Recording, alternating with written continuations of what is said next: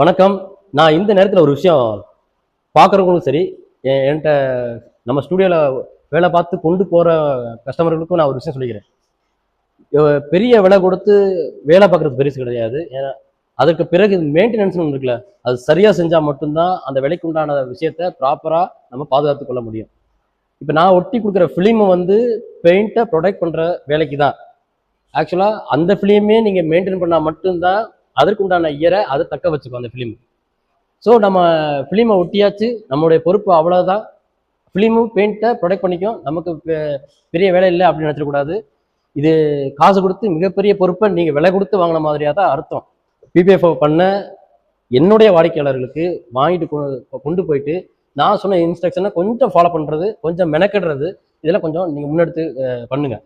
ஏன்னா உங்களுடைய வண்டியும் அதிகமான விலைகள் தான். என்கிட்ட பிபிஎஃப் பண்ணிட்டு போகிறதும் விலை கொடுத்து தான் பண்ணிட்டு போகிறீங்க.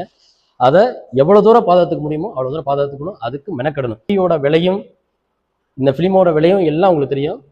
ஸோ அதுக்குன்னு நீங்கள் ஒரு டைமும் ஒதுக்கி சில மெயின்டெனன்ஸ் உள்ளதை நீங்கள் இறங்கி செஞ்சால் மட்டும்தான் ரெண்டையுமே என்கிட்ட இன்ஸ்டால் பண்ண ஃபிலிமையும் சேர்த்து பாதுகாத்துக்கலாம். கொஞ்சம் கவனமாக எடுத்து இந்த இதை பொறுப்பாக செய்யுங்க. மிக்க நன்றி. தேங்க்யூ.